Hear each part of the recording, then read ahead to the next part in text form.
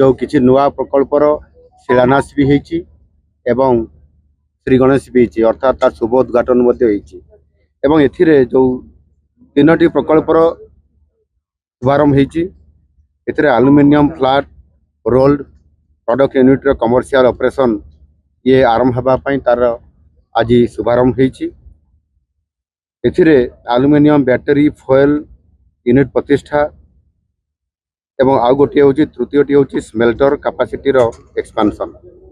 ये समस्त को मिसेले पाखापाखि आपंकर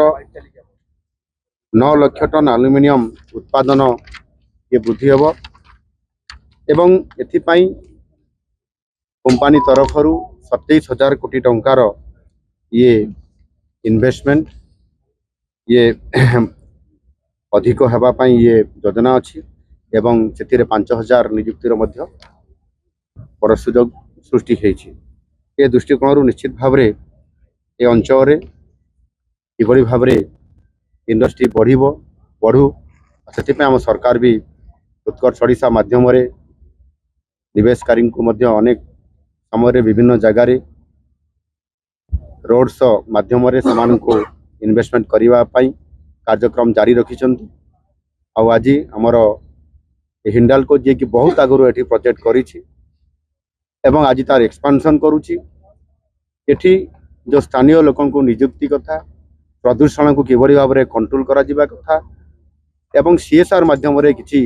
ए अंचल शिक्षा स्वास्थ्य रोड पीवा पानी ये जो कथा आज एठी आलोचना हो निश्चित भाव से काम करुछंती किंतु अधिक केमिति करिवे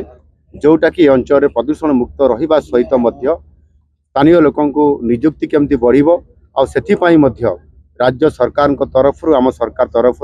वर्ल्ड स्किल सेंटर गोटे अर्थात द्वितीय ये गोटे प्रतिष्ठा हम ओडिशा रे भुवनेश्वर प्रथम वर्ल्ड स्किल सेंटर प्रतिष्ठा हो सारी द्वितीय वर्ल्ड स्किल सेंटर संबलपुर प्रतिष्ठा हम यह प्रतिष्ठा हेले एठी जो पिला माने दक्षता सेमानकर जो बढ़िबो सेमाने इंडस्ट्री रेडी हिसाब रे एठू तैयारी हेबे एवं जो इंडस्ट्री आसुची सेथिरे आम पिला माने नियुक्ति पाइबे स्थानीय रोजगार बढ़िबो स्थानीय नियुक्ति बढ़िबो एठी मध्य ये जो आपंकर स्मेल्टर कैपेसिटी जते बड़े एक्सपेंशन होउची याकू आधार करके अनेक डाउनस्ट्रीम इंडस्ट्री मध्य आसीबे आसवा पर ए अंचल आउरी अधिक समृद्ध हम अंचल एवं आम पिलांकर एठी नियुक्ति मध्य बढ़िबो याकू आधार करके स्थानीय नियुक्ति को प्राधान्य देकरी ए अंचल सीएसआर को प्राधान्य देकरी आज ये जो आज एठी आम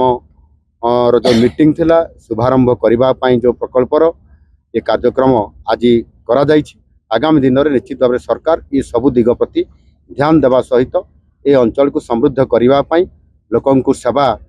उचित सेवा पहुँचाइबा निश्चित भाव में कार्य कर।